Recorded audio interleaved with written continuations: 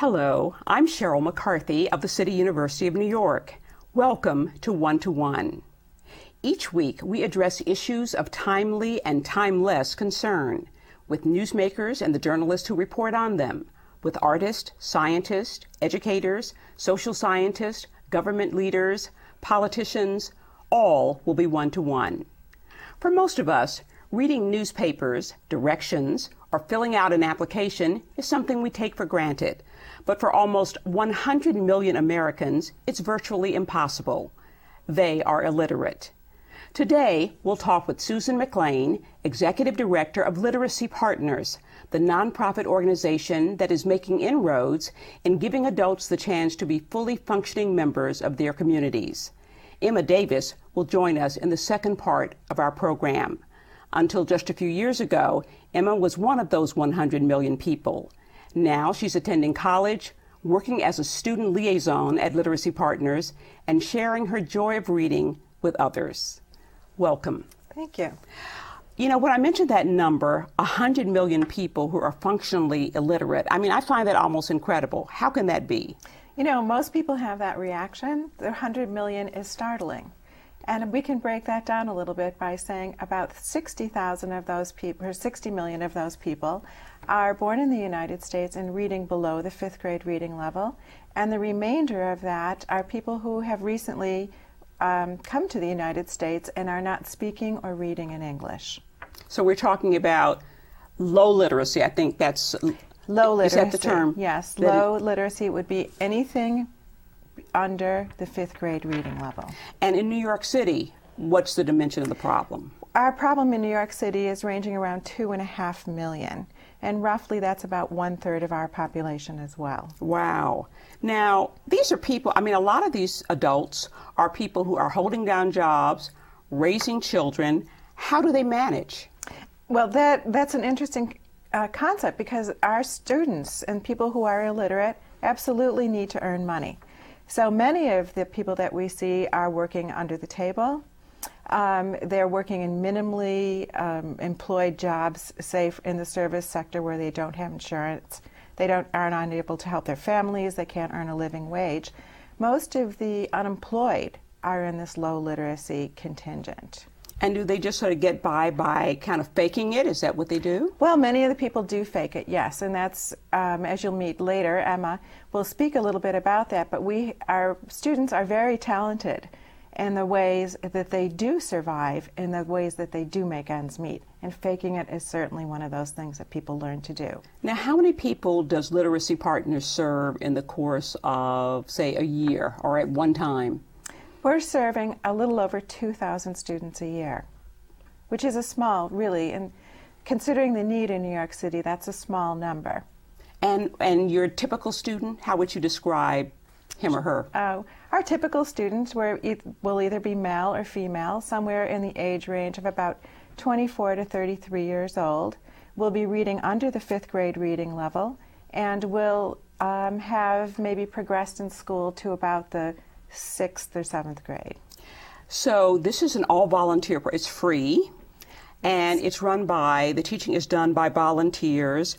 How many volunteers are they, or do you have? Who are they, and what do they do? Okay. Our volunteers, we have about 150 during the course of the year. We train our volunteers. They come from many professions. We have attorneys, we have people from the marketing and communications sector, we have retired teachers. A variety of professionals dedicate their time. In addition to this, we also have a teaching staff. So we do have teachers on staff leading classes in some programs, especially English as a second language. These are people who are trained as teachers. Yes. In addition to that, in our large tutorial centers, they are run by the volunteers. And your classroom space is donated by various corporations and organizations? Fortunately, we do have corporate donors for space, because without those corporate donors, we would not be able to operate this program. We only have one space in addition to our office that we actually pay rent for. You have several different levels, several different types of literacy programs. Could you describe some of those briefly for us? Sure, of course. Our new students, or the students that are at the lowest reading levels, will enter the Adult Basic Education program, and that's roughly from no reading at all, or an adult new reader, up until about the 5th grade reading level. From that program, those students will learn to read, they'll learn to write, they'll get the basics of financial literacy and the basics of health literacy. From that point, students will progress into a pre-GED program where they will study the more academic math, reading, writing at a higher level, and some will progress into the GED program where they will get their high school diploma, allowing them to get into college, higher ed, and training programs. Other programs that we operate are English as a second language, and we operate those in community-based programs, and we also do them in conjunction with family literacy programs, where we have the moms and the kids together. And the basic structure is a twice a week for 3 hours at a time? Yes, that we encourage our students, that's the minimum. Students can attend up to 20 hours a week, but we do say that in order to see any progress, they must be in class 6 hours a week. Now, many of these people have gone through the public school system. Maybe you have been there for 12 years and didn't learn how to read. What are you doing differently that allows them to learn how to read, sometimes within a short period of time? Yeah, we hear this story quite often, unfortunately. These students did go through, and many of them had behavior problems or undiagnosed learning disabilities and a variety of situations, social promotion, etc. And what we do is we work intensively in small groups, work with the students. We test them so we know exactly where they are when they come in. If they have any ability to read or if they're on a low level, they're placed in a group of their peers. And we have the small group instruction plus supportive individual tutors to help them. And we stay right with that student in that group until they progress up a reading level and go to a next group. And is part of it that at this point in time, they're really ready to learn to read, whereas previously they were not? That is a big factor.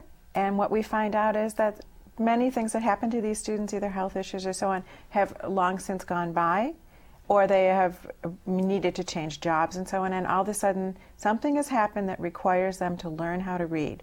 So life has changed, employment has changed, and there's a real need to get this done now. So there's an external motivator. How long are most of your students in the program? Well, it varies. I would say varies from maybe 6 months to a number of years.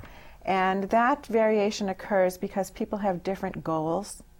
We may have a goal for them to get to college or gain employment, but they may have a goal that's maybe someone who's come in later in years that's decided that they want to read to their grandchildren. So when they've met this personal goal, then they feel completed and they will go earlier. Now, we talked about 100 million Americans, almost 100 million Americans who are of low literacy. And how many do we say in New York? 1 million, 2 million? More than 2 million, probably. So what kind of impact does that high level of illiteracy have? What kind of impact does that have on society? Well, it certainly has an impact in terms of health care because, number one, these people do not have any health programs or health insurance unless they're on, have been savvy enough to get on a publicly supported program. But of course that takes reading. And so we find out that the health care is these folks are going into the hospital in emergency situations. Preventive care is not something that will be addressed in that family. We also know that these students are the students that have a higher rate of getting hurt on the job. Jobs are more dangerous. We know that they are the chronically unemployed, and we know that intergenerationally the children are less likely to succeed. So it doesn't only have an impact for now, it's the next generation as well. Now the healthcare thing, is that because they're unable to fill out an application for health care? Is that the reason? That's correct. They cannot read the information, even the information that we see every day on the subway that talks about free health care for them or their children. Those people cannot read that. So it doesn't exist for them. And I gather the impact on their children is because, one, they can't read to their children, right, and also because they probably don't have many books in the house because they can't read them. You're absolutely right. That is exactly the case. They're not reading to the children. They're not modeling that behavior, and it's not held. And as a value because the parents aren't able to engage in that. And in some cases, parents are hiding that as well. So tell me about the outcomes of your students. One of the things that we're very proud of at Literacy Partners is our outcomes. And we track every single student through the program and 18 months after the program. So we want to know what's happened to them. We want to know how many people have met their primary goal that they stated when they arrived. Any kinds of secondary goals. We track it for employment. We look at and see which students have retained their positions at their jobs, which have gotten promotions, and do you help students get jobs? Is we that do part have of your an program? employment and education counselor on staff, which is rare to have in a literacy program. And so we're very happy to have that person. She does career guidance, makes sure these students have resumes, and talks about job getting and keeping skills. And who pays for your program? Well, we have a variety of ways we pay for this. One is government funding. The second is corporations. Third, foundations. And the last is individuals like you and me. What does it cost to teach an adult to read? Roughly, it costs $1,000 a year. Which is pretty cheap considering It's the very cost cheap. of not being able to read. It is not very expensive at all. Having worked with this issue for a number of years, having seen your students come in, having seen the kinds of experience they've had in the public schools, what do you want to see happen in terms of public policy or whatever? Well, what I would like to see is a regular stream of funding going into this area. And I think if people understood the return on investment for teaching a person to read and the return on investment for the community and the nation as a whole, we would have a regular stream of funding.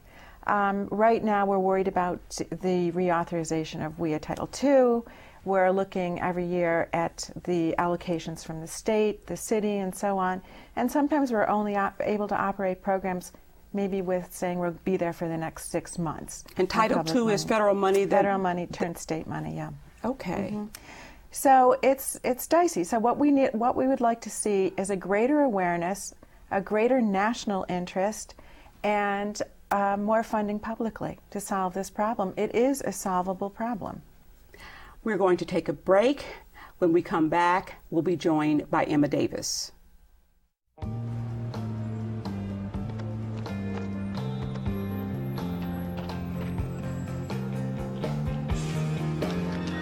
Some of New York's most admired figures don't sell out concerts. They'll never be a running back for the Giants. And they probably won't go platinum. But to millions of kids, their teachers are still the biggest heroes in the world. Join New York's brightest. Teach NYC.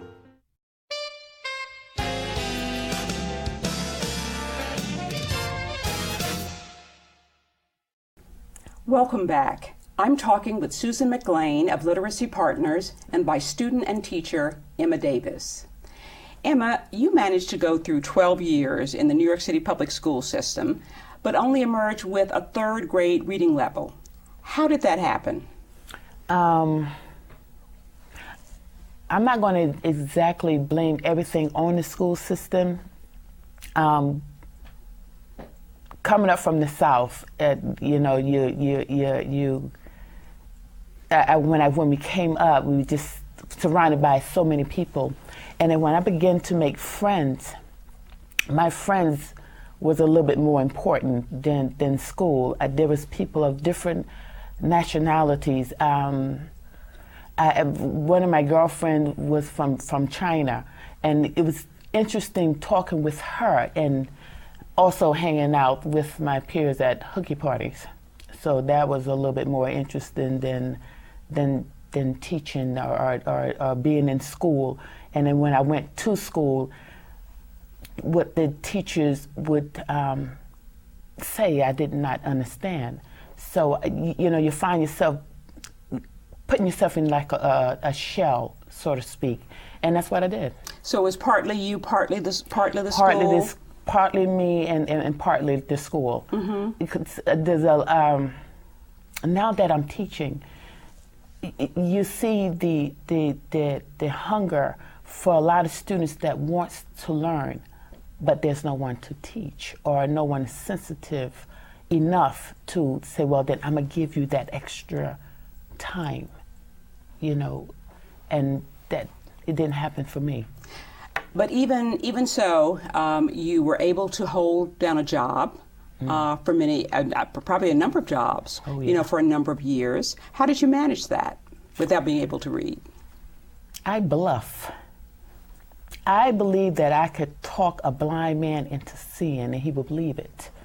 I bluffed my way through quite a few jobs. With my first job in high school, I would work a week. They had a program where you work a week and you went to school. I stopped going to school and just work. And during that time period, I had a son. And for me, keeping food in his mouth and a roof over his head was a little bit more important than school. And I bluffed my way through many jobs without knowing how to read. I even went as far as buying the New York Times and drinking that nasty black coffee in order to keep up a certain image that I set for myself. So you drink the nasty coffee and pretend to be reading the Times? Oh, yes. So what was the turning point for you? My turning point came in 2003. It was 3 o'clock in the morning, and I had a hard time falling asleep. I get a little teary when I think about this. And I turned on the radio 1010 Win. If you give us 22 minutes, we'll give you the world. Well, when I turned that on, I heard about a program called Literacy Partner, and they would teach you to read. And I'm like, wow, a program that will help someone like me teach me to read. So my only problem was it was a Friday night, and I had to wait all the way till Monday just to make that phone call. But when I made that phone call to Literacy Partners, they had like a 2-week waiting period. But me being impatient, I called every day until I got in. And once I got in, they gave me a test. And when the gentleman came back and told me that my reading was a 3.8, I couldn't even tell you how I got home that day, because all I thought about was a 3.8. Every building, every person I saw looked like they had a sign that said 3.8. And was that because you were embarrassed by that, or what? I think a little bit of being embarrassed, and I figure I had too much attitude to be reading at a 3.8. That was, when I went home and I looked in the mirror, I saw a 3.8. It's like it was branded to your forehead. Oh, and all I know is that I had to do something about that. Now, did this happen at a particular, were there other things happening in your life at that time that made you say, I've got to learn to read now? Well, the job that I was working on went under. And I didn't rush to find another job because I figure, I had to get for gab. I'll have a job within 2 or 3 weeks. I wasn't rushing to get one. What had you been doing? What had you been doing? I was working for a company that I did the hiring for a company that sent people to take care of the elderly. Okay.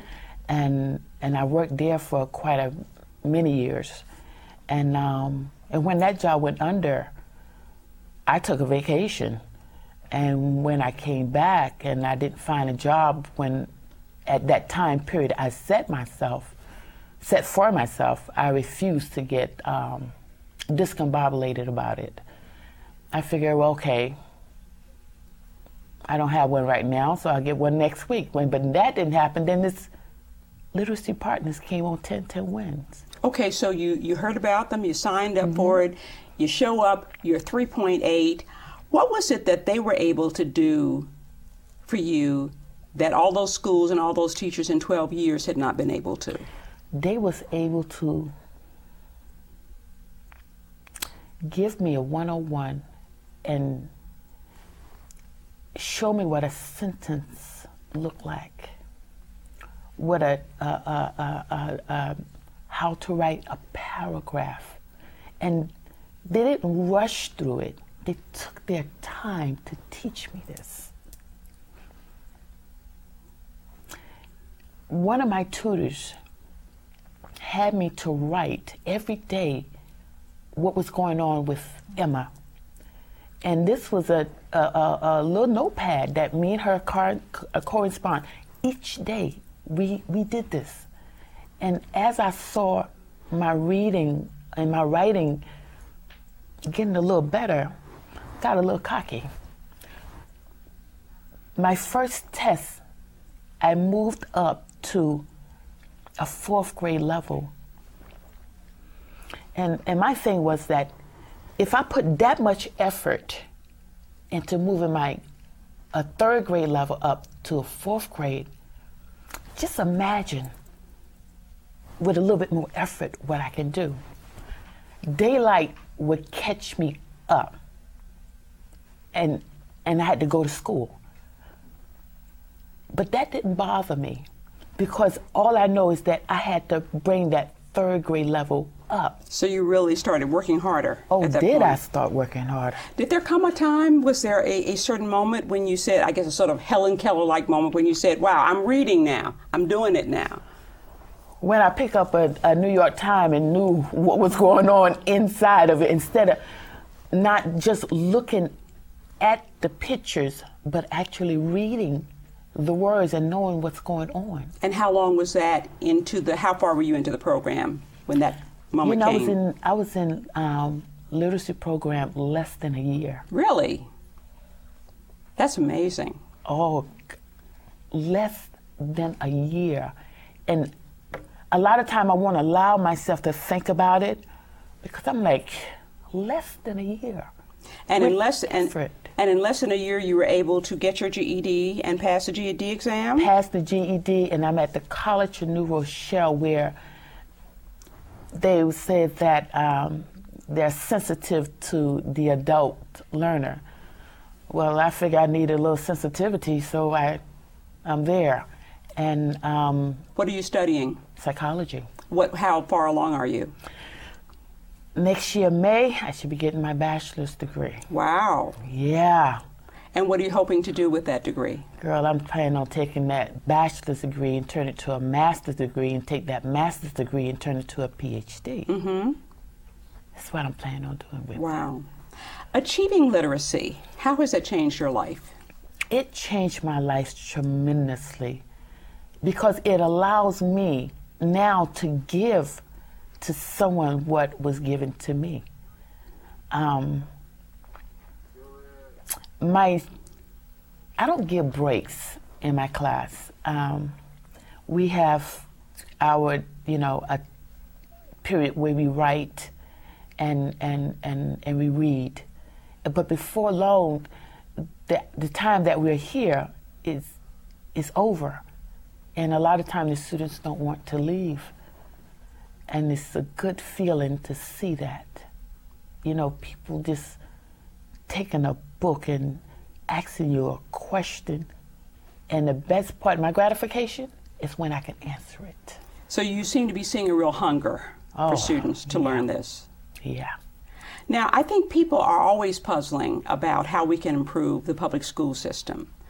Knowing your own experience and knowing what you now know from literacy partners, how could the schools do better to help people who are like you?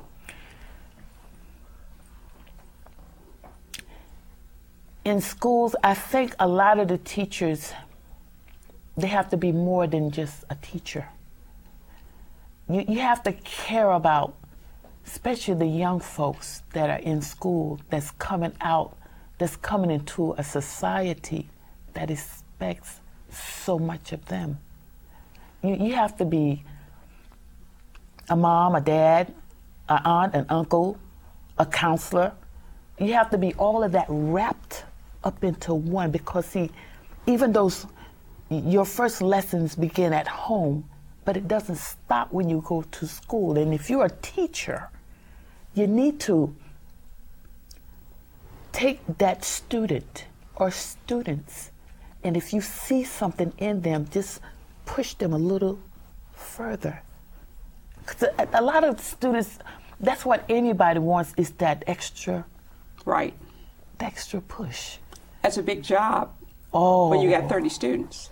But you're saying that It can it's be something, done. it can be done.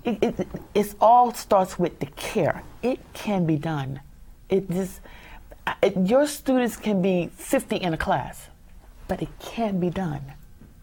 And it's not hard for students to see where a teacher say, okay, well, let's just try a problem this way and see what you come up with. You'll be surprised at the results you will get. I hate to interrupt you, but unfortunately, we're out of time. My great thanks and best wishes to Susan McLean, Executive Director of Literacy Partners, Inc., and Emma Davis, a student liaison and role model for new students, for joining us. If you'd like more information on Literacy Partners, log on to their website, literacypartners.org. Volunteers are urgently needed. For the City University of New York and One to One, I'm Sheryl McCarthy.